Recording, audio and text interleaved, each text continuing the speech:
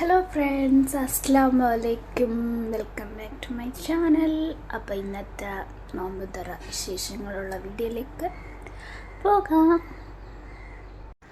അപ്പം ആദ്യം തന്നെ ഞാൻ എഗ് ബോൾ ഉണ്ടാക്കാൻ വേണ്ടിയാണ് പോകുന്നത്. ഇത് ഞാൻ ഇൻസ്റ്റഗ്രാം റീലിൽ നിന്ന് കണ്ടതാണ്. പക്ഷേ ലാസ്റ്റ് അറിയാൻ മതി എഗ് ബോളായോ എഗ് കട്ട്ലറ്റ് ആയോ എഗ് ഉണ്ടയായോ എന്നൊക്കെ. അപ്പം ലാസ്റ്റ് അറിയാം.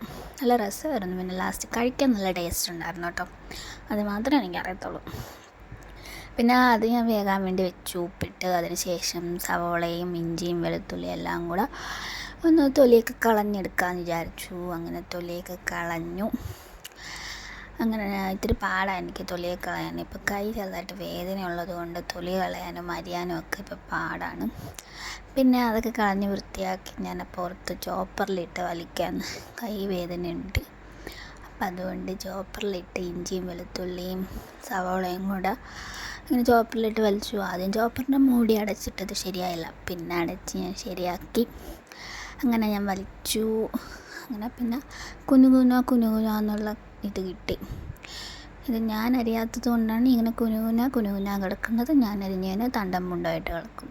എനിക്കിങ്ങനെ ചെറിയ സ്ലൈസായിട്ട് അരിയാൻ അറിയത്തില്ല, കൈക്ക് വയ്യാത്തതുകൊണ്ട്. ഇപ്പോൾ 7 വർഷമായി ഇങ്ങനെ കുനുകുനാക്കി അരിഞ്ഞിട്ട് വെസ്റ്റായിട്ടിട്ട് 7 വർഷമായിരുന്നു. അപ്പോൾ അതുകൊണ്ട് അങ്ങനെയൊന്നും ചെയ്യാൻ പറ്റത്തില്ല. ജോലിയൊക്കെ ഇപ്പോഴാണ് ഞാൻ ചെയ്ത് തുടങ്ങിയത്, ഓപ്പറേഷൻ കഴിഞ്ഞതിന് ശേഷം. പിന്നെ അത് കഴിഞ്ഞിട്ട് അതിങ്ങനെ മാറ്റി വെച്ചു. അതിന് ശേഷം ഞാൻ അതിന് കോട്ട് ചെയ്യാൻ വേണ്ടിയുള്ള റസ്ക് പൊടിക്കാൻ വേണ്ടി മിക്സിയിലിട്ട് ഇതാക്കാൻ വേണ്ടിയായിരുന്നു. പിന്നെ ഞാൻ റസ്കുമായിട്ടൊരു മൽപ്പെടുത്തായിരുന്നു. റസ്ക് വരുന്നില്ല. ലാസ്റ്റ് എങ്ങനെയൊക്കെ എടുത്ത് ഞാൻ മിക്സിയിലിട്ട് ഇതാക്കി പൊടിച്ച് ഞാൻ അങ്ങനെ ലാസ്റ്റ് മാറ്റി വെച്ചു.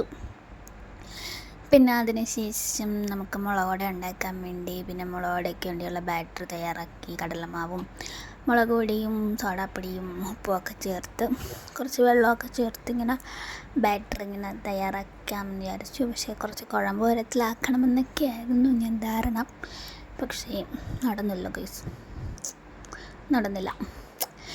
പിന്നെ അത് ഞാൻ മാറ്റി വെച്ചു. പിന്നെ മുട്ടയും ഉരുളക്കിഴങ്ങും ഒക്കെ വെന്ത് കഴിഞ്ഞതിന് ശേഷം അതിങ്ങനെ ഇതിന് പറയുക, ഇങ്ങനെ ചുരണ്ടി എടുത്തു.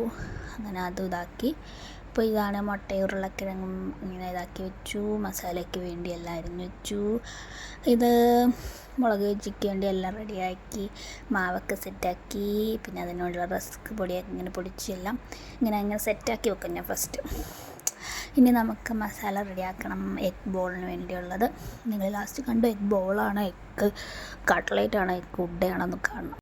പിന്നെ അതിന് വേണ്ടി മസാല തയ്യാറാക്കാൻ വേണ്ടി ചട്ടി വെച്ചു, എണ്ണ ഒഴിച്ചു, സവോള ഇട്ടു. അങ്ങനെ സവോള ഇങ്ങനെ വഴണ്ട് വന്നപ്പോൾ അതിലേക്ക് 1/4 ടീസ്പൂൺ മഞ്ഞൾപ്പൊടി ഇട്ട് നല്ലോണം വഴണ്ട് വന്നു.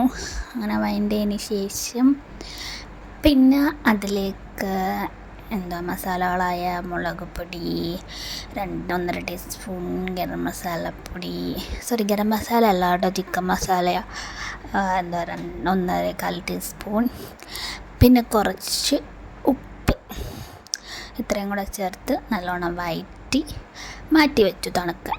അപ്പോൾ ഇത് എഗ്ഗ് മുക്കി ബ്രെഡ് ക്രംസിൽ ഇതാക്കി വേണം പൊരിക്കാൻ.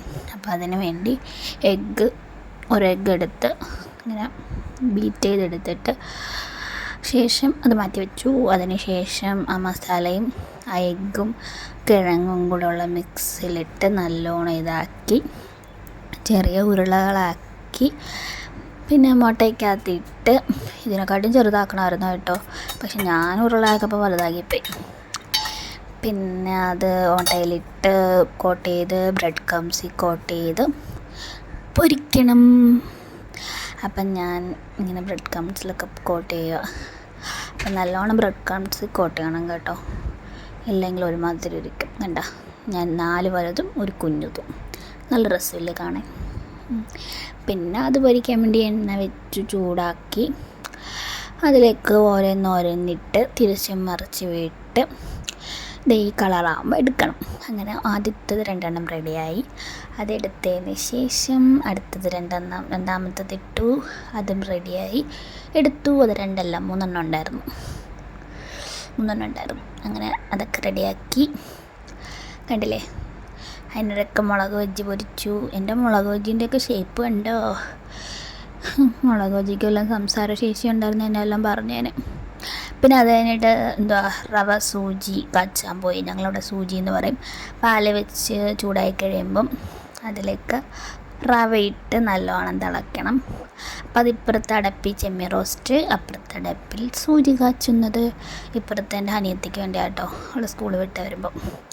പിന്നെ അതിലേക്ക് സേമിയ ഇങ്ങനെ എടുത്തിടണം. എന്നിട്ട് ആവശ്യത്തിന് പഞ്ചസാര ഇട്ട് പിന്നെ ഏലക്ക ഇട്ട് അങ്ങനെ ഏലക്കയൊക്കെ ഇട്ട് അത് തിളച്ച് വരുമ്പോൾ അത് വറവിടണം. കാരണം കാഷ്നട്ടും മുന്തിരിങ്ങയും തേങ്ങാക്കൊത്തും ഒക്കെ കൂടിയിട്ട് താളിക്കുമ്പം സൂചി റെഡി. പിന്നെ സമയമായി നോമ്പ് തുറക്കാനുള്ള എല്ലാം സെറ്റ് ചെയ്ത് വെച്ചു. അപ്പോൾ വീഡിയോ ഇഷ്ടപ്പെട്ട് കഴിഞ്ഞാൽ ലൈക്ക് ചെയ്യാനും ഷെയർ ചെയ്യാനും കമൻറ്റ് ചെയ്യാനും സബ്സ്ക്രൈബ് ചെയ്യാനും സപ്പോർട്ട് ചെയ്യാനും മറക്കല്ലേ. നെക്സ്റ്റ് വീഡിയോ ആയിട്ട് കാണാം. Tata bye bye.